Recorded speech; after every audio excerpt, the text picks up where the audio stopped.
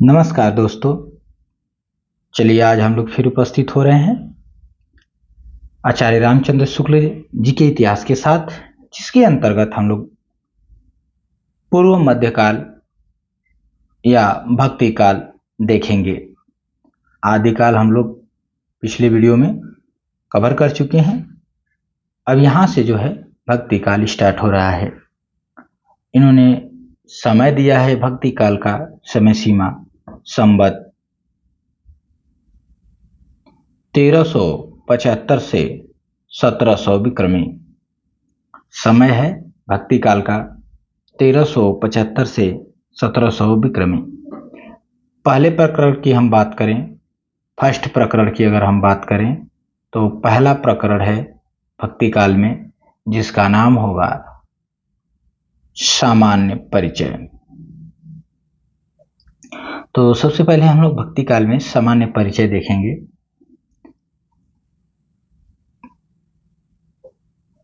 शुक्ल जी कहते हैं कि देश में मुसलमानों का राज्य प्रतिष्ठित हो जाने पर हिंदू जनता के हृदय में गौरव, गर्व और उत्साह के लिए वह अवकाश न रह गया।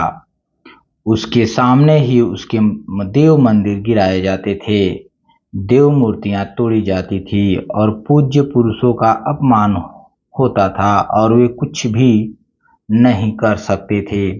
ऐसी दशा में अपनी वीरता के गीत न तो वो गा ही सकते थे और न बिना लज्जित हुए सुन ही सकते थे। आगे चलकर जब मुसलमान साम्राज्य दूर तक स्थापित हो गया, तब परस्पर लड़ने वाले स्वतंत्र राज्य भी नहीं रह गए। इतने भारी राजनीतिक उलटफेर के पीछे हिंदू जन समुदाय पर बहुत दिनों तक उदासी छाई रही। अपने पैरुष से हताश जाति के लिए भगवान की शक्ति और करुणा की ओर ध्यान ले जाने के अतिरिक्त दूसरा मार्ग ही क्या था। तो देखिए, जो ये ऊपर लिखा गया है, जितना मैंने हाईलाइट किया, इसमें ये पूरी पंक्ति इंपॉर्टेंस है और कहीं से भी पंक्ति उठा करके ये प्रश्न बन जाएगा। ठीक है, जैसे मैं लास्ट का ही उठा लूं कि अपने पौरुष से हताश जाति के लिए भगवान की भक्ति और करुणा की ओर ध्यान ले जाने के अतिरिक्त दूसरा मार्ग ही क्या था। ये भी छोटा सा भी पूछना चाहे या बड़ा पूछना चाहे तो बड़ा पूछ सकता है इसमें। ठीक है, जैसे ऊपर मैं पंक्ति ले लूं कि देश में मुसलमानों का राज्य प्रतिष्ठित हो जाने पर हिंदू जनता के हृदय में गौरव और उत्साह के लिए कोई अवकाश न रह गया। उसके सामने ही उसके देव मंदिर तोड़े जाते थे, देव मूर्तियां तोड़ी जाती थी और पूज्य पुरुषों का अपमान होता था और वे कुछ भी नहीं कर सकते थे।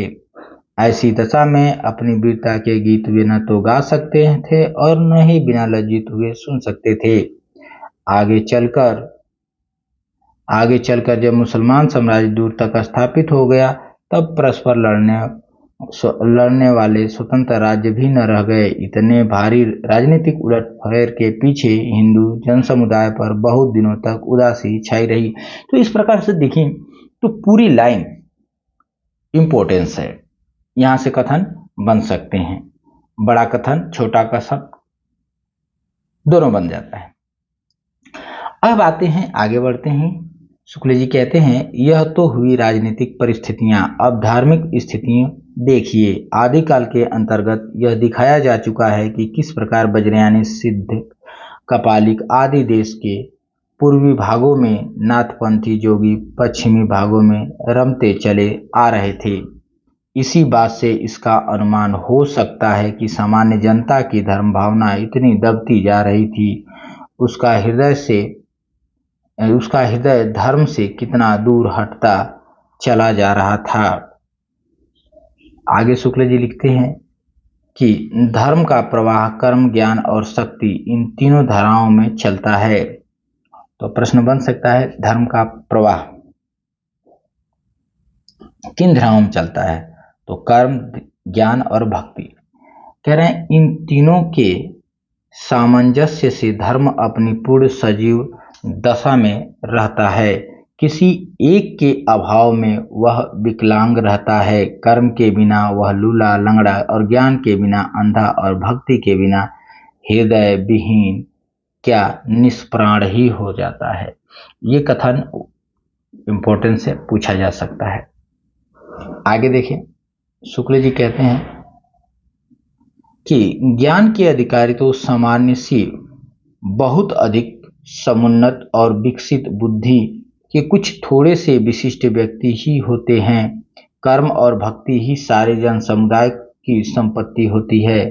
हिंदी साहित्य के आदिकाल में कर्म तो अर्थ शून्य, विविधान, तीर्थाटन और परवस्नान इत्यादि के संकुचित घेरे में पहले से बहुत कुछ बद्ध चला आता था। धर्म की भावात्मक अनुभूति या भक्ति, जिसका सूत्र महाभारत काल में और विस्तृत प्रवर्तन पुराण काल में हुआ था, कभी कभी दबती, कभी कभी उभरती, किसी प्रकार चली भर आ रही थी, बस चली आ रही थी किसी तरह। शुक्ल जी कह रहे हैं कि उसका प्रचंड नहीं था, बस किसी तरह घसीट मसीट के चल रही थी। अर्थ शून्य बाहरी विधि विधान, तीर्थाटन, परवस्नान आदि भी निस्सारता का संस्कार फैलाने का जो कार्य वज्रयानी सिद्धों और नाथपंथी जोगियों के द्वारा हुआ, उसका उल्लेख हो चुका है, आदिकाल में हो चुका है। पर उनका उद्देश्य कर्म को उस तंग गड्ढे से निकालकर प्रकृति धर्म के खुले क्षेत्र में लाना न था, बल्कि एक बार के किनारे ढकेल देना था। जनता की दृष्टि को आत्म कल्याण और लोक कल्याण विधायक सच्चे कर्मों की ओर ले जाने के बदले उसे वे कर्म क्षेत्र से हटाने में लग गए थे। अब यहाँ भी कथन एक बन सकता है कि पर उनका उद्देश्य कर्म को उस तंग गड्ढे से निकालकर प्रकृति धर्म के खुले क्षेत्र में लाना न था, बल्कि एक बार के किनारे ढकेल देना था। ठीक है, ये भी कथन बनाया जा सकता है। कह रहे उसकी वाणी तो गुहा रहस्य और सिद्धि लेकर उठी थी, अपनी रहस्यदर्शिता की धाक जमाने के लिए बाह्य जगत की बातें छोड़ घट के भीतर के कोठों की बातें बताया करते थे। भक्ति, प्रेम आदि हृदय के प्रकृति भावों का उनकी अंतःसाधना में कोई स्थान न था। अब कह रहे हैं कि भक्ति और प्रेम आदि हृदय के प्रकृत भावों का उनकी अंतःसाधना में कोई भी जगह न था, क्योंकि उनके द्वारा ईश्वर को प्राप्त करना तो सबके लिए सुलभ कहा जा सकता है। सामान्य अशिक्षित या अर्धशिक्षित जनता पर इनकी वाणियों का प्रभाव इसके अतिरिक्त और क्या हो सकता था कि वह सच्चे शुभ कर्मों के मार्ग से तथा भगवत भक्ति की स्वाभाविक हृदय पद्धति से हटकर अनेक प्रकार के मंत्र तंत्र और उपचारों में उलझे और उसका विश्वास अलौकिक सिद्धियों पर जमे। इसी दशा की ओर लक्ष्य करके गोस्वामी तुलसीदास ने कहा था कि कह रहे हैं कि गोरख जगायो जोग और भक्ति भगायो लोग। ये पंक्ति तुलसीदास ने कहा था, तो ये कई बार प्रश्न बन चुका है, मोस्ट है पंक्ति कि किसकी है ये पंक्ति। ठीक है, तो ये पंक्ति जो है तुलसीदास बहुत मोस्ट है, कई बार पूछी गई है। ठीक है, ये पंक्ति तुलसीदास के द्वारा कही गई है। अब आते हैं, कह रहे हैं सारांश यह है कि जिस समय मुसलमान भारत में आए उस समय सच्चे धर्म भाव का बहुत कुछ हास हो चुका था। परिवर्तन के लिए बहुत कड़े धक्कों की आवश्यकता थी। ये इम्पोर्टेंस कथन है, पूछा जाएगा और कई बार ये पूछा भी गया है। ठीक है, आगे बढ़ें। शुक्ल जी कहते हैं कि ऊपर जिस अवस्था का दिग्दर्शन हुआ है वह सामान्य जन समुदाय की थी। शास्त्रज्ञ विद्वानों पर सिद्धों और जोगियों की वाणियों का कोई असर न था। वे इधर उधर पड़े अपने कार्य करते रहते थे। पंडित के शास्त्रार्थ भी होते थे, दार्शनिक खंडन मंडन के ग्रंथ भी लिखे जाते थे, विशेष चर्चा वेदांत की थी, ब्रह्म सूत्रों पर, उपनिषदों पर, गीता पर भाष्यों की परंपरा विधमंडली के भीतर चली आ रही थी, जिस परंपरागत भक्ति मार्ग के सिद्धांत पक्ष का कई रूपों में नूतन नयापन या नया विकास हुआ। कह रहे हैं कि कालदर्शी भक्त कवि जनता के हृदय को संभालने और लीन रखने के लिए दबी हुई भक्ति को जगाने लगे। कालदर्शी जो आने भविष्य को देख सकता था, भक्त कवि जो कवि कालदर्शी था, यानी आने वाले समय को देख रहा था, आने वाले भविष्य को देख रहा था, उसने जनता के हृदय को संभालने की कोशिश की और उसे भक्ति भावना में लीन रखने के लिए दबी हुई भक्ति को जगाने लगा और क्रमशः भक्ति का प्रवाह ऐसे विकसित और प्रबल होता गया कि उसकी लपेटे में केवल हिंदू जनता ही नहीं, देश में बसने वाले सहृदय मुसलमानों में से भी न जाने कितने आ गए। प्रेम स्वरूप ईश्वर को सामने लाकर भक्त कवियों ने हिंदुओं और मुसलमानों दोनों को मनुष्य के समान रूप में दिखाया और भेदभाव के दृश्यों को हटाकर पीछे कर दिया। अब देखिए, ये कथन पूछा जाता है कि भक्ति का जो सोता दक्षिण की ओर से धीरे धीरे उत्तर भारत की ओर पहले से ही आ रहा था, उसे राजनीतिक परिवर्तन के कारण शून्य पड़ते हुए जनता के हृदय क्षेत्र में फैलने के लिए पूरा स्थान मिला। ठीक है, ये कथन इंपॉर्टेंस है, बहुत इंपॉर्टेंस है, पूछा जाता है। कह रहे हैं कि रामानुजाचार्य ने शास्त्रीय पद्धति से जिस सगुण भक्ति का निरूपण किया था, उसकी ओर से जनता आकर्षित होती चली आ रही थी। रामानुजाचार्य का जो समय दिया गया है वो दिया गया है 1073 संवत 1073। आप इसमें से 57 वर्ष घटा देंगे और 57 वर्ष घटाएंगे तो 23 और 23 में से अगर 7 घटाते हैं तो 16। ठीक है, 16। तो यहाँ पर जो है 1016 आ जाएगा। ठीक है, संवत 1016। चलिए मैं लिख भी देता हूँ। संवत को सन में कन्वर्ट करने के लिए यहाँ पे आपको लिखना पड़ेगा 1016 ईस्वी, 1016 ईस्वी। ठीक है, चलिए आगे बढ़ते हैं। कह रहे हैं कि गुजरात के स्वामी माधवाचार्य जी, जिनका समय था संवत 1254 से 1333, ने अपना द्वैतवादी वैष्णव संप्रदाय चलाया, जिसकी ओर बहुत से लोग झुके। देश के पूर्वी भाग में जयदेव जी के कृष्ण प्रेम संगीत की गूंज चली आ रही थी, जिसके सुर में मिथिला के कोकिल विद्यापति ने भी अपना सुर मिलाया। अब आप चीजों को देख सकते हैं कि यहाँ लिखा जा रहा है कि रामानुजाचार्य ने सगुण भक्ति का निरूपण किया।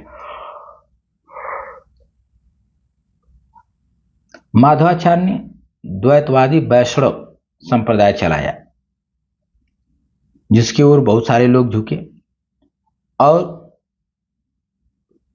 इनके संप्रदाय के अंतर्गत देखा जाए तो जयदेव ने श्री कृष्ण प्रेम संगीत की गूंज और विद्यापति की मैथिल कोकिल जो है जयदेव पर या उन्हीं का अनुसरण आप कह सकते हैं। जैसे जयदेव की रचना है वैसे ही विद्यापति की पदावली भी है। फिर कहते हैं कि उत्तर या मध्य भारत में एक ओर तो ईसा की 15वीं शताब्दी में रामानुजाचार्य के शिष्य परंपरा में स्वामी रामानंद जी हुए, जिन्होंने विष्णु के अवतार राम की उपासना पर जोर दिया और एक बड़ा भारी संप्रदाय खड़ा किया। दूसरी ओर वल्लभाचार्य जी ने प्रेम मूर्ति कृष्ण को लेकर जनता की रसमग्न किया और इस प्रकार रामोपासक और कृष्णोपासक भक्तों की परंपराएं चली, जिनमें आगे चलकर हिंदी काव्य को प्रौढ़ता तक पहुंचाने वाले जगमगाते रत्नों का विकास हुआ। इन भक्तों ने ब्रह्म के सत और आनंद स्वरूप का साक्षात्कार राम और कृष्ण के रूप में इस बाह्य जगत के व्यक्त क्षेत्र में किया। आगे देखें, कह रहे हैं कि एक और तो प्राचीन सगुणोपासना का यह काव्य क्षेत्र तैयार हुआ। एक और जो है प्राचीन सगुणोपासना का यह काव्य क्षेत्र तैयार हुआ और दूसरी ओर मुसलमानों के बस जाने से देश में जो नई परिस्थिति उत्पन्न हुई, उसकी दृष्टि से हिंदू मुसलमान दोनों के लिए एक समान भक्ति मार्ग का विकास भी होने लगा। उसके विकास के लिए किस प्रकार वीरगाथा काल में ही सिद्धों और नाथपंथी योगियों के द्वारा मार्ग निकाला जा चुका था, यह दिखाया जा चुका है। आगे कहते हैं कि वज्रयान के अनुयायी अधिकतर नीची जाति के थे, अतः जाति पाति की व्यवस्था से उनका असंतोष स्वाभाविक था। नाथ संप्रदाय में भी शास्त्रज्ञ विद्वान नहीं थे। ये लाइन पूछी जा सकती है। ठीक है, इस संप्रदाय के कनफट रमते योगी घर के भीतर के चक्रों और शस्त्र, कमल, इला, पिंगला, नाड़ियां इत्यादि की ओर संकेत करने वाली रहस्यमयी वाणियां सुनकर और करामात दिखाकर अपनी सिद्धाई की धाक सामान्य जनता पर जमाए हुए थे। वे लोगों को ऐसी बातें सुनाते आ रहे थे कि वेद शास्त्र पढ़ने से क्या होता है, बाहरी पूजा अर्चना की विधियां व्यर्थ है, ईश्वर तो प्रत्येक के घट के भीतर है। इस तरीके से बोल बोल कर लोगों को जो है अपनी ओर आकर्षित करते थे। अंतर्मुख साधनाओं से ही वह प्राप्त हो सकता है। हिंदू मुसलमान दोनों एक हैं, दोनों के लिए शुद्ध साधना का मार्ग भी एक ही है। जाति पाति के भेद व्यर्थ खड़े किए गए हैं इत्यादि। इन योगियों के पंथ में कुछ मुसलमान भी आए, इसका उल्लेख पहले हो चुका है। आगे देखें, कह रहे हैं कि भक्ति के आंदोलन की जो लहर दक्षिण से आई, उसी ने उत्तर भारत की परिस्थिति के अनुरूप हिंदू मुसलमान दोनों के लिए एक समान भक्ति मार्ग की भावना कुछ लोगों में जगाई।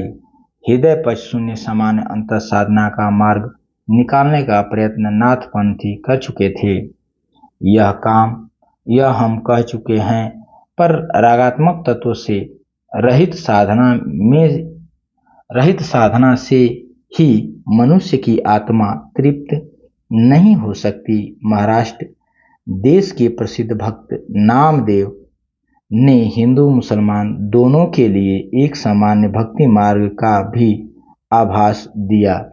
तो यहाँ आप देख सकते हैं एक चीज कि जो महाराष्ट्र के जो प्रसिद्ध भक्त नामदेव थे, उन्होंने हिंदू मुसलमान दोनों के लिए एक समान भक्ति मार्ग का रास्ता निकाला। ठीक है, उसके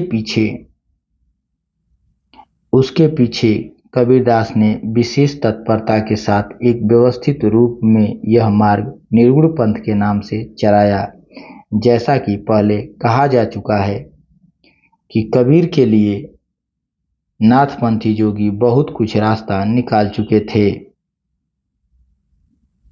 इसको भी इसी में हाईलाइट कर लीजिए। ठीक है, आगे लिखा गया, भेदभाव को निर्दिष्ट करने वाले उपासना के बाहरी विधानों को अलग रखकर उन्होंने अंतः साधना पर जोर दिया था। पर नाथपंथियों की अंतः साधना हृदय पक्ष शून्य थी, इसमें प्रेम तत्व का अभाव था। कबीर ने यद्यपि नाथपंथ की बहुत सी बातें को अपनी वाणी में जगह दी, पर यह बातें उन्हें खटकी। कौन सी बातें? कि उनके अंदर जो है प्रेम नहीं था।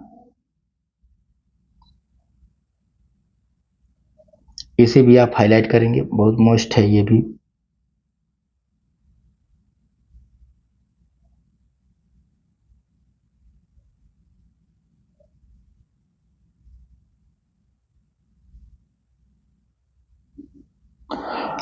ठीक है, और जिसमें से ये ज्यादा है, ठीक है। पर नाथ पंथियों की अंतः साधना हृदय पक्ष शून्य थी, उसमें प्रेम तत्व का अभाव था। ये बात किसने कही? शुक्ल जी ने। अब देखिए पंक्ति बहुत इंपॉर्टेंस है, यहाँ से पंक्तियां बनेंगी कि झिलमिल झगड़ा झूलते बाकी रही न काहू, अगोरख अटके कालपुर कौन कहावे साहू। बहुत दिवस थे हिंदिया, बहुत दिवस थे हिंदिया सुन्नी समाधि लगाए। ठीक है, ये सब पंक्तियां जो है बार बार जो है पूछी जाती हैं कि किसकी हैं किसकी हैं, ठीक है। तो कबीरदास की पंक्तियां के बाद जो है अब आते हैं इधर। अतः अतः कबीर ने जिस प्रकार एक निराकार ईश्वर के लिए भारतीय वेदांत का पल्ला पकड़ा, उसी प्रकार उस निराकार ईश्वर के की भक्ति के लिए सूफियों का प्रेम तत्व लिया और अपना निर्गुण पंथ धूमधाम से निकाला। अब ये भी प्रश्न कथन बनेगा कि अतः कबीर ने जिस प्रकार एक निराकार ईश्वर के लिए भारतीय वेदांत का पल्ला पकड़ा, यानी भारत के जो वेद हैं उसका उन्होंने पल्ला पकड़ा, यानी उसको ग्रहण किया, और उसी प्रकार उस निराकार ईश्वर की भक्ति के लिए सूफियों का प्रेम तत्व भी लिया और अपना निर्गुण पंथ जो है धूमधाम से निकाला। बात यह थी कि भारतीय भक्ति मार्ग साकार और सगुण रूप को लेकर चला था। भारत का जो भक्ति मार्ग है वो साकार और सगुण रूप को लेकर चला था। निर्गुण और निराकार ब्रह्म भक्ति या प्रेम का विषय नहीं माना जाता। इसमें कोई संदेह नहीं कि कबीर ने ठीक मौके पर जनता के उस बड़े भाग को संभाला जो नाथ पंथियों के प्रभाव से प्रेम भाव और भक्ति रस से शून्य और शुष्क पड़ता जा रहा था। उनके द्वारा यह बहुत ही आवश्यक कार्य हुआ। इसके साथ ही मनुष्यत्व की सामान्य भावना को आगे करके निम्न श्रेणी की जनता में उन्होंने आत्मगौरव का भाव जगाया और भक्ति के ऊंचे से ऊंचे सोपान की ओर बढ़ने के लिए बढ़ावा दिया। उनका निर्गुण पंथ चल निकला, जिसमें नानक, दादू और मलुक दास आदि अनेक संत हुए। तो ये भी कथन मोस्ट है, ठीक है। यहाँ से आप कर सकते हैं कि इसमें कोई संदेह नहीं कि कबीर ने ठीक मौके पर जनता के बड़े भागों को संभाला जो नाथ पंथियों के प्रभाव से प्रेम भाव तथा भक्ति रस से शून्य और शुष्क पड़ता जा रहा था, ठीक है। क्योंकि जो नाथ पंथी से जुड़े हुए जो भी भक्त थे उनमें प्रेम का अभाव था और भक्ति रस से वो बिल्कुल शून्य हो गए थे, शुष्क पड़ते जा रहे थे।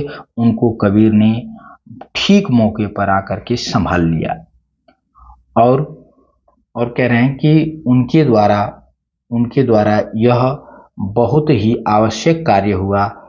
इसके साथ ही मनुष्यत्व की सामान्य भावना को आगे करके निम्न श्रेणी की जनता में उन्होंने आत्मगौरव का भाव जगाया और भक्ति के ऊंचे से ऊंचे सोपान की ओर बढ़ने के लिए बढ़ावा दिया। इसका निर्गुण पंथ चल निकला, जिसमें नानक और मलुक दास आदि संत हुए। तो यहाँ से भी कथन पूछ सकता है और कई बार पूछे गए हैं, ठीक है। तो जो कलर मैं कर दे रहा हूं, चाहे वो ब्लू हो, रेड हो, ठीक है, वो पंक्ति तो इंपॉर्टेंस हो गई।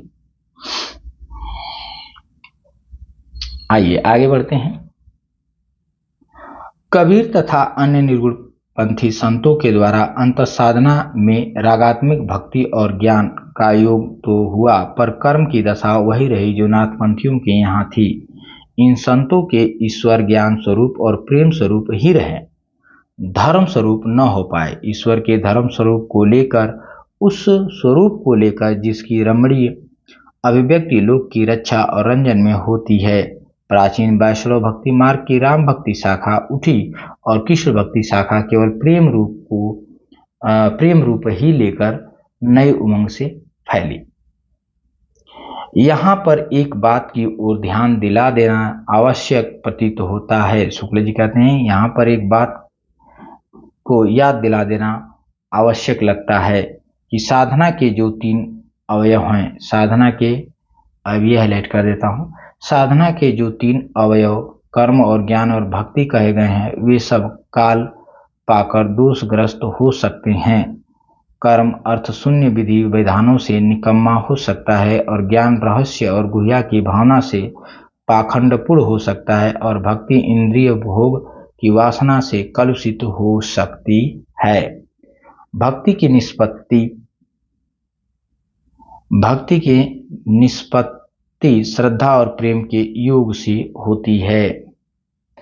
तो यहाँ भी ये पंक्ति बार बार पूछी जाती है, ये कथन पूछा जाता है कि किसने कहा कि भक्ति की निष्पत्ति श्रद्धा और प्रेम के योग से होता है।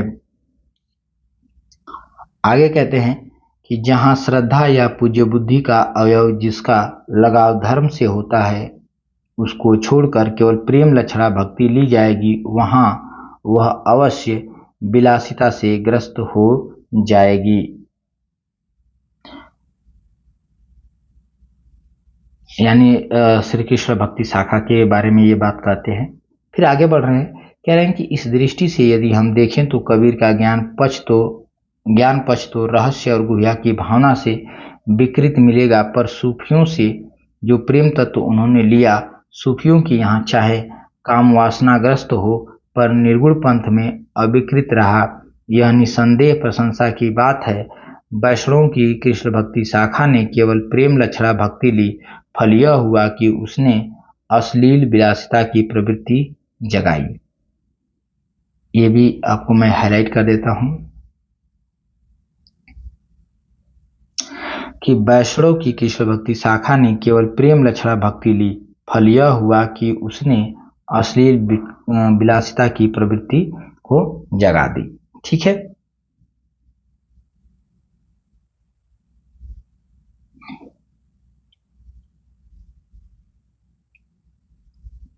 अब आगे भी कह रहे हैं कि यहां देखेंगे, मैं इसको कलर चेंज कर देता हूं, कि कबीर का ज्ञान पक्ष तो रहस्य और गुह्या की भावना से विकृत मिलेगा, पर सूफियों के प्रेम तत्व उन्होंने लिया, वह सूफियों के यहाँ चाहे काम वासनाग्रस्त हो पर निर्गुण पंथ में अविकृत रहा। तो ये भी एक पंक्ति बन सकती है। ठीक है, आगे बढ़ें। कह रहे हैं राम भक्ति शाखा में भक्ति सर्वांगपूर्ण रही, इससे वह विकृत न होने पाई। तुलसी की भक्ति पद्धति में कर्म धर्म ज्ञान का पूरा सामंजस्य और समन्वय रहा।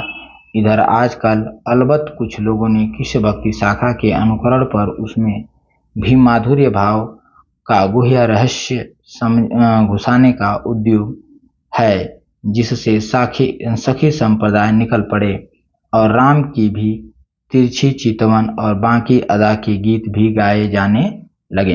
कह रहे हैं कुछ लोगों ने जो है कृष्ण भक्ति के शाखा के अनुकरण आधार पर जो है राम भक्ति शाखा में भी श्रृंगार को क्या करने लगे, घुसाने लगे। ठीक है, आगे कह रहे हैं कि यह सामान्य भक्ति मार्ग एकस्वरवाद का एक अनिश्चित स्वरूप लेकर खड़ा हुआ, जो भक्ति ब्रह्मवाद की ओर ढलता था और कभी पैगंबरी खुदावाद की ओर। यह निर्गुण पंथ के नाम से प्रसिद्ध हुआ। इसकी ओर ले जाने वाली सबसे पहली प्रवृत्ति जो लक्षित हुई वह ऊंच नीच और जाति पाति के भाव का त्याग और ईश्वर के भक्ति के लिए मनुष्य मात्र के समान अधिकार का स्वीकार था। इस भाव का सूत्रपात भक्ति मार्ग के भीतर महाराष्ट्र और मध्य देश में नामदेव और रामानंद जी द्वारा हुआ। महाराष्ट्र देश में नामदेव का जन्म काल संवत। अब देखिए, अगर ये प्रश्न बनता है कि इस भाव का सूत्रपात यानी भक्ति मार्ग के भीतर महाराष्ट्र और मध्य देश में नामदेव और रामानंद जी द्वारा हुआ था। नामदेव का जन्म काल जो है महाराष्ट्र में हुआ, लेकिन समय की बात करें तो संवत 1192 और इसमें से आप 57 वर्ष घटा लीजिए। और मृत्यु काल जो है शक संवत 1272 प्रसिद्ध है, बताया गया है। ठीक है, ये दक्षिण के नरसी बमनी यानी सतारा जिला के दर्जी थे। पीछे पंढरपुर के बिठोवा के मंदिर में भागवत भजन करते हुए अपना दिन बिताते थे। तो ये प्रश्न आपसे बन सकता है कि नामदेव की जाति क्या थी, तो दर्जी। अब पूछेगा बिठोवा यानी विष्णु भगवान, बिठोवा के मंदिर से संबंध किस भक्त कवि का है, तो नामदेव का। ठीक है, इस टाइप से प्रश्न बने हैं। आगे देखिए, महाराष्ट्र में भक्तों में नामदेव का नाम सबसे पहले आता है। मराठी भाषा के अभंगों के अतिरिक्त इनकी हिंदी रचनाएं भी प्रचुर परिणाम में मिलती है। इन हिंदी रचनाओं में एक विशेष बात यह पाई जाती है कि कुछ तो सगुणोपासना से संबंध रखती हैं और कुछ जो है निर्गुणोपासना से संबंध रखती हैं। यानी यहाँ पे नामदेव जो हैं वो सगुणोपासक भी हैं और निर्गुणोपासक भी हैं, यानी दोनों भक्ति के अंतर्गत नामदेव आते हैं। आगे कह रहे हैं कि इसके समाधान के लिए इनके समय की परिस्थिति की ओर ध्यान देना आवश्यक है। आदिकाल के अंतर्गत यह कहा जा चुका है कि मुसलमानों के आने पर पठानों के समय में गोरखपंथी योगियों का देश भी बहुत प्रभावित हुआ, में बहुत प्रभाव था। नामदेव के ही समय में प्रसिद्ध ज्ञान योगी ज्ञानदेव हुए। जब नामदेव थे उसी समय एक ज्ञानदेव नाम के योगी हुए, जिन्होंने अपने को गोरख की शिष्य परंपरा में बताया है। जो ज्ञानेश्वर हम लोग देखे हैं, याद करिए पीछे। तो कह रहे हैं कि ज्ञानदेव का परलोकवास बहुत थोड़ी ही अवस्था में हुआ, पर नामदेव उनके उपरांत बहुत दिनों तक जीवित रहे। नामदेव सीधे साधे सगुण भक्ति मार्ग पर चले जा रहे थे, पर पीछे उस नाथ पंथ के प्रभाव के भीतर भी ये लाए गए जो अंतर्मुख साधना द्वारा सर्वव्यापक निर्गुण ब्रह्म के साक्षात्कार की मोह मोक्ष मार्ग मानता था, लाने वाले थे ज्ञानदेव। कह रहे हैं कि नामदेव जो है सगुणों भक्ति में लीन थे और उसी मार्ग पर वो चले जा रहे थे, लेकिन ज्ञानदेव उन्हें जो है निर्गुण ब्रह्म से साक्षात्कार करा करके उन्हें निर्गुण मार्ग पर लाया। ठीक है, तो इसी प्रकार उनके अंदर दोनों थी, यानी सगुण उपासना तो पहले ही थी, लेकिन निर्गुण की ओर उन्हें ज्ञानदेव लेकर के गए। हाईलाइट करते हैं कि एक बार ज्ञानदेव इन्हें साथ लेकर तीर्थ यात्रा को निकले। मार्ग में अपने प्रिय विग्रह बिठोवा के वियोग में व्याकुल रहा करते थे। ज्ञानदेव इन्हें बार बार समझाते थे कि भगवान क्या एक ही जगह हैं, वे तो सर्वत्र हैं, सर्वव्यापक हैं। यह मोह छोड़ो, तुम्हारी भक्ति अभी एकांगी है। जब तक निर्गुण पक्ष की अनुभूति तुम्हें न होगी तब तक तुम पक्के न होगे। अर्थात ज्ञानदेव इन्हें लेकर के तीर्थ यात्रा पर निकल पड़े, और चूंकि नामदेव जो है बिठोवा के मंदिर यानी भगवान की पूजा अर्चना में लीन रहते थे, तो वो कई दिन समय लग गया तो बिछड़ गए। तो बिछड़ने की वजह से वो बहुत व्याकुल रहते थे, ठीक है, भगवान के प्रति, यानी बिठोवा जो भगवान है उनके प्रति जो है वो व्याकुल रहा करते थे। तो ज्ञानदेव उन्हें बराबर समझाते थे कि क्या भगवान एक ही जगह है? अरे जिस भगवान को तुम चाह रहे हो वो तो यहाँ भी है, वो तो सर्वत्र है, सर्वव्यापक है। यह मोह छोड़ दो, तुम्हारी भक्ति अभी एकांगी है। जब तक निर्गुण पक्ष की भी अनुभूति तुम्हें न होगी तब तक तुम पक्के न होगे। ज्ञानदेव की बहन मुक्ताबाई के कहने पर एक दिन संत परीक्षा हुई। जिस गांव में यह संत मंडली उतरी थी उसमें एक कुम्हार रहता था। मंडली के सब संत चुपचाप बैठ गए। कुम्हार घड़ा पीटना लेकर सबके सिर पर जमाने लगा। चोट पर चोट खाकर भी कोई विचलित न हुआ, पर जब नामदेव की ओर बढ़ा तब वे बिगड़ खड़े हुए। और इस पर कुम्हार बोला, नामदेव को छोड़ सब घड़े पक्के हैं, बेचारे नामदेव कच्चे घड़े ठहराए गए। और इस कथा से स्पष्ट लक्षित हो जाता है कि नामदेव को नाथ पंथ के मार्ग की ओर प्रवृत्त करने के लिए ज्ञानदेव की ओर से तरह तरह प्रयत्न यानी कोशिश, कई प्रकार की कोशिशें की गई और उनको जो है निर्गुण भक्ति की ओर लाया गया। आगे बढ़ते हैं। सिद्ध और योगी निरंतर अभ्यास द्वारा अपने शरीर को विलक्षण बना लेते थे। खोपड़ी पर चोटें खा खा कर उसे पक्की करने के लिए कोई कठिन बात नहीं थी। अब भी एक प्रकार के मुसलमान फकीर अपने शरीर पर जोर जोर से डंडे जमा कर भिक्षा मांगते हैं। कह रहे हैं कि कोई बड़ी बात नहीं थी, ये प्रैक्टिस था उनका, सर पर चोटें खाना, शरीर को साधना, क्योंकि योगी थे तो योग करते थे वो। आगे कह रहे हैं कि नामदेव किसी गुरु से दीक्षा लेकर अपनी सगुण भक्ति में प्रवृत्त नहीं हुए थे, अपने ही हृदय की स्वाभाविक प्रेरणा से हुए थे। ज्ञानदेव बराबर उन्हें बिना गुरु हुई न ज्ञान समझाते आते थे। संतों के बीच निर्गुण ब्रह्म के संबंध में जो कुछ कहा सुना जाता है और ईश्वर प्राप्ति की जो साधना बताई जाती है वह किसी गुरु की सिखाई हुई होती है। परमात्मा के शुद्ध निर्गुण स्वरूप के ज्ञान के लिए ज्ञानदेव का आग्रह बराबर बढ़ता गया और गुरु के अभाव के कारण किस प्रकार नामदेव में परमात्मा की सर्वव्यापकता का उदार भाव नहीं जम पाया था और भेदभाव बना था। और इस पर भी एक कथा चली आती है। कहते हैं कि एक दिन स्वयं विठोबा भगवान एक मुसलमान फकीर का रूप धारण कर करके नामदेव के सामने आए और नामदेव उन्हें नहीं पहचाना, नामदेव उन्हें पहचाने नहीं। तब उनसे कहा गया कि वे तो पर ब्रह्म भगवान ही थे और अंत में बेचारे नामदेव नागनाथ नामक शिव के स्थान पर जाकर विसेवा खेचर या खेचरनाथ नामक एक नाथ पंथी कनफटे से दीक्षा ली, जिसके संबंध में उनके ये वचन है। तो विसेवा खेचर, गुरु का नाम क्या था? विसेवा खेचर या खेचरनाथ, ठीक है। और ये वाली लाइन आपको हाईलाइट कर देता हूं कि नामदेव किसी गुरु से दीक्षा लेकर सगुण भक्ति में नहीं आए थे, अपने ही हृदय की स्वाभाविक प्रेरणा से आए थे।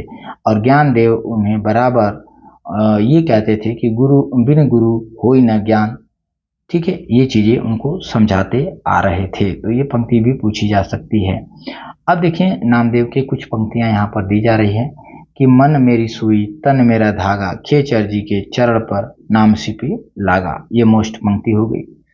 अगली पंक्ति इनकी मोस्ट है कि सुफल जन्म मोको गुरु कीना, दुख विसार सुख यंतर दीना। यहाँ पर भी ये पंक्ति भी कई बार पूछी गई है, ठीक है, कि ज्ञान दान मोको गुरु दीना, राम नाम बिन जीवन हीना, किसहु पूजूं दूजा नजर न आई। ये भी पंक्ति मोस्ट है कि किसे पूजूं, दूसरा तो नजर ही नहीं आ रहा है। एक पाथर कीजिए भाव, दूजे पाथर धरिए पाव। कह रहे हैं एक के पाथर कीजिए भाव, एक पत्थर की आप भाव रखते हैं, पूजा अर्चना करते हैं और दूसरे पत्थर पर पांव रखते हैं। जो वो देव तो हम भी देव, अगर वो देव है तो ये भी देव है, हम भी देव हैं, और कहे नामदेव हम हरि के शिव। तो ये पंक्तियां नामदेव की हैं और मोस्ट हैं, बार बार पूछी जाती हैं। आगे बढ़ते हैं। यह बात समझ रखनी चाहिए कि नामदेव के समय में ही देवगिरी पर पठानों की चढ़ाइयां हो चुकी थी और मुसलमान महाराष्ट्र में भी फैल गए थे। इसके पहले से ही गोरखनाथ के अनुयायी हिंदुओं और मुसलमान दोनों के लिए अंत साधना के एक समान मार्ग का उपदेश देते आ रहे थे। हिंदू और मुसलमान दोनों के लिए एक समान उपदेश देते आ रहे थे। इनकी भक्ति के अनेक चमत्कार भक्तमाल में लिखे हैं, जैसे विठोबा जी की मूर्ति का इनके हाथ से दूध पीना, अरविंद नागनाथ के शिव मंदिर के द्वार पर इनकी ओर घूम जाना इत्यादि। इनके महात्म्य ने यह सिद्ध दिखाया कि जाति पाति पूछे नहीं कोई, हरि को भजे से हरि को होई। इनकी इष्ट सगुणोपासना के कुछ पद नीचे दिए जाते हैं। जिनमें सबरी, केवट आदि की सुगति तथा भगवान की अवतार लीला का कीर्तन बड़े प्रेम भाव से किया गया है। तो चलिए देखते हैं, कुछ पंक्तियां हैं कि अम्बरीश को दियो अभय पद, राज विभीषण अधिक करयो, नव विविध ठाकुई दई समुदयी, सुदामहि ध्रुव जो अटल अजहु न टरयो, आ भगत हेत मरियो हरण कृष्या, निरसिंह रूप होय देय धरियो, आ नाम कहे भक्ति बस केशव, आज हुबली के द्वार खरे। तो इसमें जो है नामदेव की पंक्ति में देखें तो ये ज़्यादा आप मोस्ट कर सकते हैं। ठीक है, आगे पंक्ति है कि दशरथ रायचंद राजा मेरा रामचंद्र, प्रणवय नामा तत्वरस अमृत पीजे। तो ये भी पंक्ति को आप कर सकते हैं मोस्ट, पूछी नहीं गई है पर पूछी जा सकती हैं। और कौन सी पंक्ति है इनकी पंक्ति है कि धनी धनी, ये पूछा गया है, मेघा रुमावली धनी धनी कृष्ण ओढ़े कावली, किसकी पंक्ति है ये पूछा गया है। तो नामदेव की पंक्तियां जो है यहाँ से भी उठाई जाती हैं कि धनी धनी तू माता देव की, जिस गृह रमैया कौला पति, धनी धनी बन खड़ वृंदावन, जहाँ खेले श्री नारायणा। ये नामदेव की जो है सगुण भक्ति की पंक्तियां हैं। बेनु बजाए गोधन चरे, नामे का स्वामी आनंद करे, यानी नामदेव के स्वामी आनंद करे। यह तो हुई नामदेव की व्यक्तोपासना संबंधी हृदय प्रेरित रचनाएं। आगे गुरु से सीखे हुए ज्ञान की उदड़ी अर्थात निर्गुण वाणी भी कुछ कहते हैं। अब जो गुरु से जो सीखा था तो निर्गुण पंथ में भी चले गए, तो वो कहते हैं कि माई न होती, बाप न होता, कर्म न होता काया, हम नहीं होते तुम नहीं होते, कौन कहाँ ते आया। ये भी नामदेव की पंक्ति है। जब वो निर्गुण की ओर चले जाते हैं और क्या कहते हैं कि चंद न होता, सूर न होता, पानी पवन मिलाया, शास्त्र न होता, वेद न होता, कर्म कहाँ ते आया। तो ये भी पंक्तियां हैं। और है निर्गुण पंथ की नामदेव की पंक्तियां कि पांडे तुम्हारी गायत्री लोधे का खेत खाती थी, अलकरी ठेंगा टंगरी तोरी लंगत लंगत आती थी। पांडे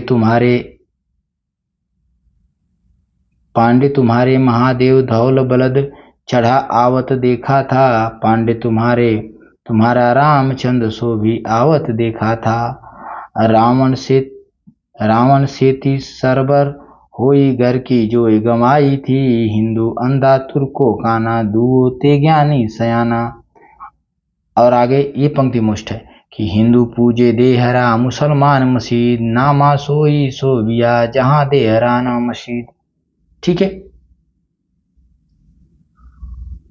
आगे बढ़ते हैं और नामदेव को आज केवल पूरा किया जाएगा। शुक्ल जी कहते हैं कि सगुणोपासना भक्त भगवान के सगुण और निर्गुण दोनों रूप को मानता है। ठीक है, सगुणोपासना उपासक जो भक्त होता है भगवान के सगुण रूप और निर्गुण रूप दोनों रूपों को मानता है, पर भक्ति के लिए वह सगुण रूप ही स्वीकार करता है, निर्गुण रूप ज्ञान मार्गियों के लिए छोड़ देता है। सब सगुण मार्गी भक्त भगवान के व्यक्त रूप के साथ साथ उनके अव्यक्त निर्विशेष रूप का भी निर्देश करते आए हैं, जो बोधगम्य नहीं है। वे अव्यक्त की ओर संकेत भर करते हैं, जिसके विवरण में प्रवृत्ति नहीं होती। नामदेव क्यों प्रवृत्त हुए यह ऊपर दिखाया जा चुका है। जबकि उन्होंने एक गुरु से ज्ञानोपदेश लिया, तब शिष्य धर्मानुसार उसकी उदड़ी आवश्यक हुई। आगे कह रहे हैं कि नामदेव की रचनाओं में यह बात साफ दिखाई पड़ती है कि सगुण भक्ति के पदों की भाषा तो ब्रज या परंपरागत काव्य भाषा है, पर निर्गुण पानी की भाषा नाथपंथियों द्वारा ग्रहित खड़ी बोली या सदुकड़ी भाषा है। ये पॉइंट आप नोट करेंगे कि नामदेव की जो रचनाओं की जो भाषा है वो देखा जाए सगुण पदों में तो ब्रज का इस्तेमाल किया गया है, लेकिन निर्गुण वाणियों का प्रयोग जब वो किए हैं उसमें जो है सदुकड़ी या खड़ी बोली का प्रयोग दिखाई देता है। आगे बढ़ें। नामदेव की रचनाओं के आधार पर यह कहा जा सकता है कि निर्गुण पंथ के लिए मार्ग निकालने वाले नाथ पंथ के योगी और भक्त नामदेव थे। जहाँ तक पता चलता है, निर्गुण मार्ग के निर्दिष्ट प्रवर्तक कबीरदास ही थे, जिन्होंने एक ओर तो स्वामी रामानंद जी के शिष्य होकर भारतीय अद्वैतवाद की कुछ स्थूल बातें ग्रहण की और दूसरी ओर योगियों और सूफियों फकीरों के संस्कार भी प्राप्त किए। ठीक है, तो यहाँ भी थोड़ा सा हाईलाइट करना चाहेंगे हम कि नामदेव की रचनाओं के आधार पर यह कहा जा सकता है कि निर्गुण पंथ के लिए मार्ग निकालने वाले नाथ पंथ में योगी और भक्त नामदेव थे। ठीक है, लेकिन एक चीज और है कि निर्गुण मार्ग के निर्दिष्ट प्रवर्तक कबीरदास ही थे, इसमें कोई संदेह नहीं है, जिन्होंने एक ओर स्वामी रामानंद जी के शिष्य होकर भारतीय अद्वैतवाद की कुछ स्थूल बातें ग्रहण की और दूसरी ओर योगियों और सूफियों फकीरों के संस्कार भी प्राप्त किए।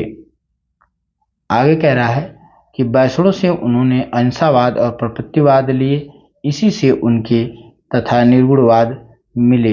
दूसरे संतों के वचनों में कहीं भारतीय अद्वैतवाद की झलक मिलती है, तो कहीं योगियों की नाड़ी चक्र की, कहीं सूफियों के प्रेम तत्व की, और कहीं पैगंबरी कट्टर खुदावाद की, और कहीं अहिंसावाद की। यानी सभी धर्मों से कुछ कुछ ना कुछ उन्होंने एक्सेप्ट किया। अतः तात्विक दृष्टि से न तो हम उन्हें पूरे अद्वैतवाद कह सकते हैं और न एकेश्वरवादी। दोनों का मिला जुला भाव इनकी वाणी में मिलता है। ये कथन मोस्ट हो गया, पूछा जाएगा। इनका लक्ष्य एक ऐसी सामान्य भक्ति पद्धति का प्रचार था जिसमें हिंदू और मुसलमान दोनों योग दे सके और भेदभाव का कुछ परिहार हो। बहुदेव उपासना, अवतार और मूर्ति पूजा का खंडन ये मुसलमानी जोश के साथ करते थे और मुसलमानों की कुर्बानी, नमाज, रोजा आदि की आसरता दिखाते हुए ब्रह्म, माया, जीव, अनहद नाद, सृष्टि, प्रलय आदि की चर्चा पूरे हिंदू ब्रह्मज्ञानी बनकर करते थे। सारांश यह है कि ईश्वर पूजा की उन विभिन्न बाह्य विधियों पर से ध्यान हटाकर जिनके कारण धर्म में भेदभाव फैला हुआ था, वे शुद्ध ईश्वर प्रेम और सात्विक जीवन का प्रचार करना चाहते थे। ये भी आपको हाईलाइट करना होगा कि सारांश यह है कि ईश्वर की पूजा उन विभिन्न बाह्य विधियों से ध्यान हटाकर जिनके कारण धर्म में भेदभाव फैल जाता है, वे चाहते थे कि शुद्ध ईश्वर प्रेम और सात्विक जीवन का प्रचार हो। ठीक है, एक यहाँ पर है कि इनका लक्ष्य एक ऐसी सामान्य भक्ति का प्रचार था जिसमें हिंदू और मुसलमान दोनों योग दे सके और भेदभाव कुछ परिहार हो। ये भी कथन पूछा जा सकता है। तो ये शुक्ल जी कहते हैं इनके बारे में। आगे बढ़ते हैं।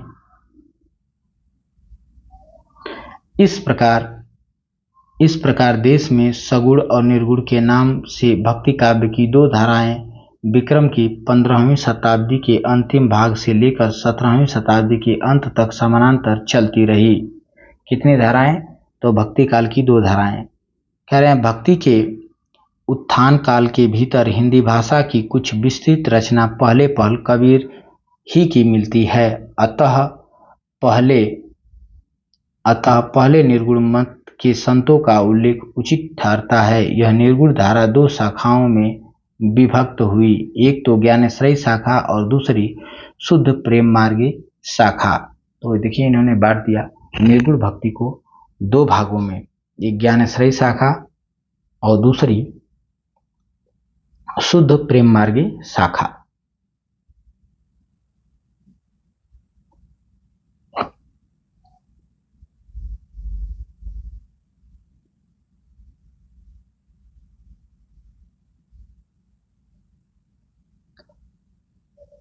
चलिए, तो एक दो पेज और रह गया है, इसको हम लोग कवर कर देते हैं। इसमें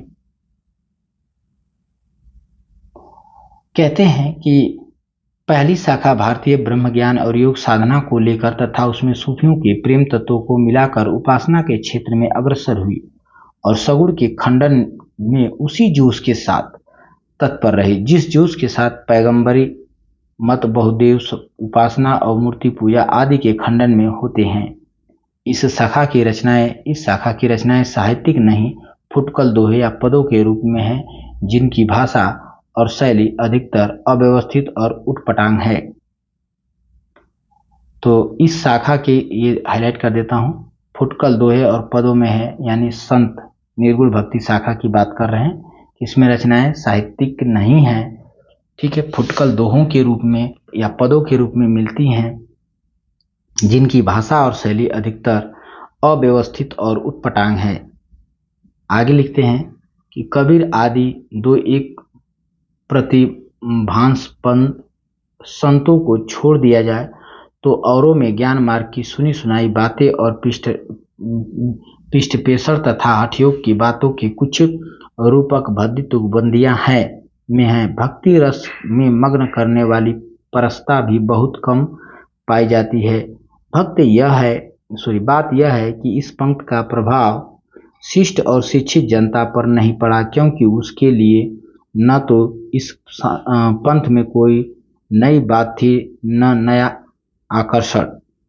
ये भी आप हाईलाइट करेंगे कि बात यह है कि ये पूछा जा सकता है कि शिक्षित जनता जो है उनसे नहीं जुड़ पाई, ये शुक्ल जी कह रहे हैं। आगे कह रहे हैं कि संस्कृत बुद्धि, संस्कृत हृदय और संस्कृत वाणी का वह विकास इस शाखा में नहीं पाया जाता जो शिक्षित समाज को अपनी ओर आकर्षित करता, पर अशिक्षित और निम्न श्रेणी की जनता पर इन संतों महात्माओं का बड़ा भारी उपकार है। पर अशिक्षित और निम्न श्रेणी की जनता पर इन संतों का बड़ा भारी उपकार है।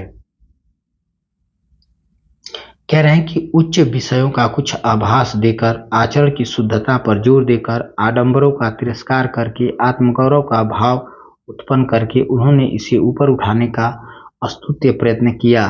पाश्चात्यों ने इन्हें जो धर्म सुधारक की उपाधि दी है वह इसी बात को ध्यान में रखकर दी है। अब ये तो हो गई पहली शाखा। अब दूसरी शाखा के बारे में बात कर रहे हैं। दूसरी शाखा है प्रेम मार्गी। दूसरी शाखा शुद्ध प्रेम मार्गी सूफी कवियों की है, जिनकी प्रेम गाथाएं वास्तव में साहित्य कोटि के भीतर आती है। अब इनकी रचनाओं को जो है शुक्ल जी ने कहा कि इनकी रचनाएं शुद्ध साहित्य की कोटि में आती हैं। इस शाखा के सब कवियों ने कल्पित कहानियों के द्वारा प्रेम मार्ग का महत्व दिखाया है। इन साधक कवियों ने लौकिक प्रेम के बहाने उस प्रेम तत्व का आभास दिया जो प्रियतम ईश्वर से मिलने वाला है। इन प्रेम कहानियों का विषय तो वही साधारण होता है, अर्थात किसी राजकुमार किसी राजकुमारी के अलौकिक सौंदर्य की बात सुनकर उसके प्रेम में पागल होना और घर बार छोड़कर निकल पड़ना तथा उनके कष्ट और आपत्तियां झेलकर अंत में उस राजकुमारी को प्राप्त करना। पर प्रेम की पीर की जो व्यंजना होती है वह ऐसे विश्वव्यापक रूप में होती है कि वह प्रेम इसे इस लोक से परे दिखाई पड़ता है। शुक्ल जी कहते हैं कि हमारा अनुमान है कि सूफी कवियों ने जो कहानियां ली है वे सब हिंदुओं के घर में बहुत दिनों से चली आती कहानियां हैं, जिनमें आवश्यकता अनुसार उन्होंने हेर फेर किया। यह आप हाईलाइट कर सकते हैं कि कहानियों का मार्मिक आधार हिंदू नहीं, यहाँ से हाईलाइट कर लीजिए। हमारा अनुमान है कि सूफी कवियों ने जो कहानियां ली वे सब हिंदू के घर में बहुत दिनों से चलती आती कहानियां हैं, जिनमें आवश्यकता अनुसार उन्होंने हेर फेर किया है। कहानियों को मार्मिक आधार हिंदू मनुष्य के साथ पशु पक्षियों और पेड़ पौधों को भी सहानुभूति सूत्र में बद्ध दिखाकर एक अखंड जीवन समष्टि का आभास देना हिंदू प्रेम कहानियों की विशेषता है।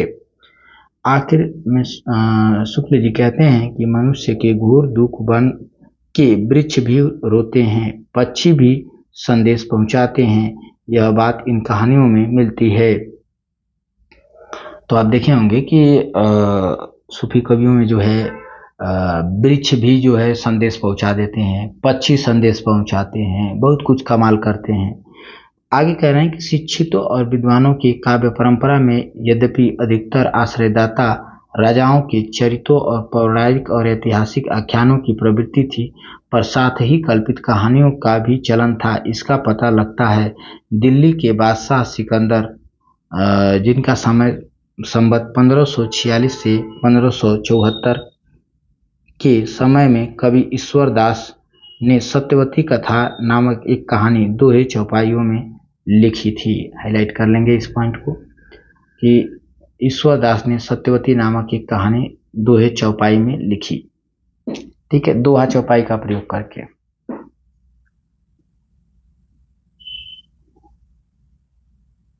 आगे बढ़ें। जिसकी आरंभ में तो व्यास जन्मेजय के संवाद से पौराणिक ढंग पर होता है, पर जो अधिकतर कल्पित, स्वच्छंद और मार्मिक मार्ग पर चलने वाली है। वनवास के समय पांडवों को मार्कंडेय ऋषि मिले, जिन्होंने यह कथा सुनाई कि मथुरा के राजा चंद्रऊ को कोई संतति न थी।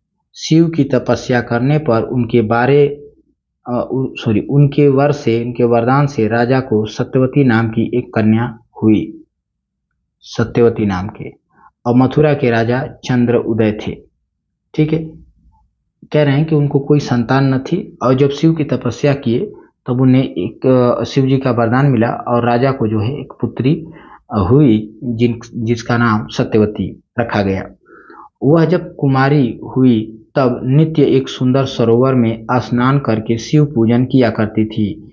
इंद्रपति नामक एक राजा के 4 पुत्र थे। अब यहाँ पर एक राजा का जिक्र किया गया है, इंद्रपति, जिसके 4 पुत्र थे। एक दिन ऋतुवर्ण शिकार खेलते खेलते घोर जंगल में भटक गया, और जो एक लड़के का नाम दिया गया है इंद्रपति के, ऋतुवर्ण कहते हैं कि शिकार खेलते खेलते भटक गया। एक स्थान पर उसे एक कल्प वृक्ष दिखाई पड़ा, जिसकी शाखाएं 30 कोस में फैली हुई थी। उस पर चढ़कर चारों ओर दृष्टि दौड़ाने पर उसे एक सुंदर सरोवर दिखाई पड़ा, जिसमें कुमारियां स्नान कर रही थी।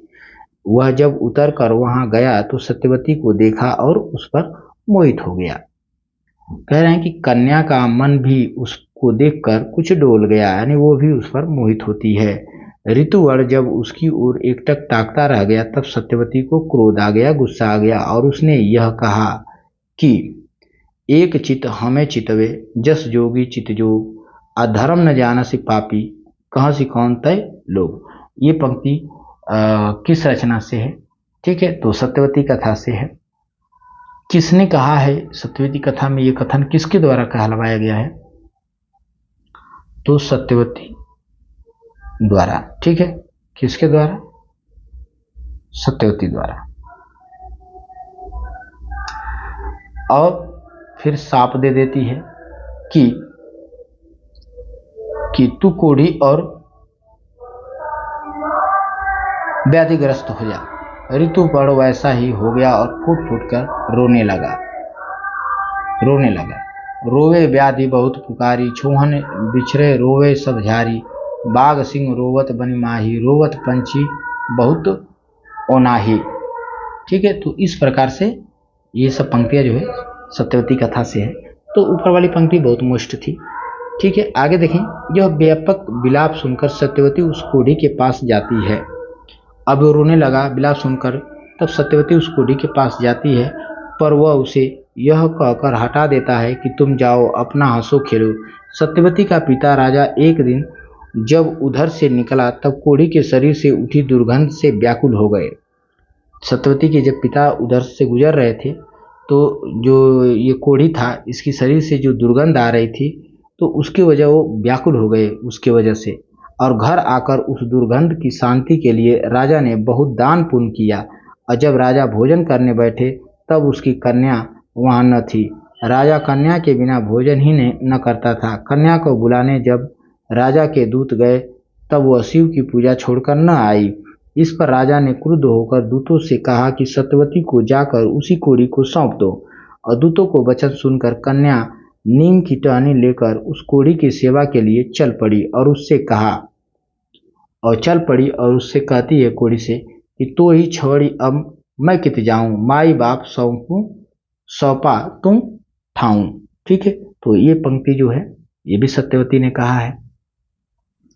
कन्या प्रेम से उसकी सेवा करने लगी और एक दिन उसे कंधे पर बिठाकर सत्यवती तीर्थ स्नान कराने ले गई, जहां बहुत से देवता, मुनि, किन्नर आदि निवास करते थे। वहां जाकर सत्यवती ने कहा, यदि मैं सच्ची सती हूं तो रात हो जाए, और इस पर चारों ओर घोर अंधकार छा गया और ये था कहते ही चारों तरफ अंधेरा हो गया। सब देवता तुरंत सत्यवती के पास दौड़ आए। सत्यवती ने उनसे ऋतुवर्ण को सुंदर शरीर प्राप्त करने का वर मांगा और सब दौड़ते आए और सत्यवती के पैरों पर गिर पड़े, यानी उसको मनाने लगे कि ऐसा मत करो, चारों ओर अंधकार हो गया है और ये आजीवन ऐसे ही रहेगा तो सृष्टि ही नष्ट हो जाएगी। तो सत्यवती ने उनसे वर मांगा कि ऋतुवर्ण को सुंदर कर दें, सुंदर ठीक करिए, उसके बाद जो है मैं जो ये रात हुई है इसको हटा दूंगी। तो व्याधिग्रस्त ऋतुवर्ण ने तीर्थ स्नान किया और उसका शरीर जो है निर्मल हो गया। देवताओं ने दोनों का विवाह करा दिया। ईश्वर दास ने ग्रंथ के रचनाकार का उल्लेख इस तरह करते हैं कि किस प्रकार रचना का जो है स्टार्ट हुई कि भादो मास पास उजियारा तिथि नवमी और मंगलवारा नसत अश्वनी मेष का चंदा पंच जना सो सदा आनंदा जोगिनपुरी दिल्ली बड़थाना शाह सिकंदर बड़ सुल्ताना। ठीक है, आगे हैं कि कंठे बैठे सरस्वती विद्या गणपति दिन दिन कथा आरंभ यह ईश्वरदास कवि किन। तो अपने जो है पुस्तक के कब स्टार्ट होती है उसका जिक्र यहाँ किए हैं। अब पुस्तक में है क्या, तो शुक्ल जी कहते हैं कि पुस्तक में 5-5 चौपाइयों पर एक दोहा है। पुस्तक में 5 चौपाई लिखने के बाद एक दोहा, अर्दालियों पर एक दोहा। कहना है कि इस प्रकार 58 दोहों पर यह समाप्त हो जाती है, यानी कुल 58 दोहे हैं। कितने? 58 दोहे, और हर दोहे के लिए जो है 5-5 चौपाइयां हैं। ठीक है, तो 58 गुणते 5 कर देंगे, आपको पता चल जाएगा कितनी चौपाइयां हैं। फिर कह रहे हैं कि भाषा अयोध्या के आसपास की ठीक ठाक अवधि है, ठीक ठेठ अवधि है। भाषा कैसी है इसकी, तो भाषा अयोध्या के आसपास की ठेठ अवधि है। बाटे है का प्रयोग जगह जगह मिलता है। यह अवधि भाषा चौपाई दोहे का क्रम और कहानी का रूप रंग सूफी कवियों ने भी ग्रहण किया और आख्यान काव्यों के लिए चौपाई दोहों का परंपरा बहुत पुराने विक्रम की 11वीं शती से चली आ रही है। जैन चरित काव्यों में भी मिलती है, इसका उल्लेख पहले हो चुका है। अब बात करते हैं कि सूफियों के प्रेम बंधों में खंडन मंडन की बुद्धि को किनारे रखकर मनुष्य की हृदय को स्पर्श करने का ही प्रयत्न किया गया है, जिससे इनका प्रभाव हिंदुओं और मुसलमानों पर समान रूप से पड़ता है। ये हाईलाइट कर लेंगे। ये बात किसने कही, तो ये बात शुक्ल जी ने कहा है। आगे कहते हैं कि बीच बीच में रहस्यमय परोक्ष की ओर जो मधुर संकेत मिलते हैं वे बड़े हृदयग्राही होते हैं। कबीर में जो रहस्यवाद मिलता है वह बहुत कुछ उन परिभाषिक संज्ञाओं के आधार पर है जो वेदांत और हठयोग से निर्दिष्ट है, पर इन प्रेम बंधकारों ने जिस रहस्यवाद का आभास बीच बीच में दिया है उसके संकेत स्वाभाविक और मर्म स्पर्शी है। शुद्ध प्रेम मार्गी सूफी कवियों की शाखा में सबसे प्रसिद्ध जायसी, जिनकी पद्मावत हिंदी काव्य क्षेत्र में एक अद्भुत रत्न है। इस कथन को भी मैं हाईलाइट कर देता हूं। कहते हैं कि इस संप्रदाय के सब कवियों ने पूर्वी हिंदी अर्थात अवधी का व्यवहार किया है, जिसमें गोस्वामी तुलसीदास ने अपना रामचरितमानस लिखा है।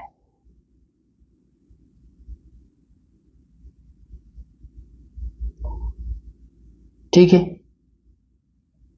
यानी ये भी अवधि और तुलसीदास भी अपना रामचरितमानस अवधि, लेकिन अंतर ये है कि जो सूफी कवि हैं इनकी जो अवधि है वो ठेठ अवधि है और तुलसीदास की जो है संस्कृत निष्ठ अवधि है, साहित्यिक अवधि है।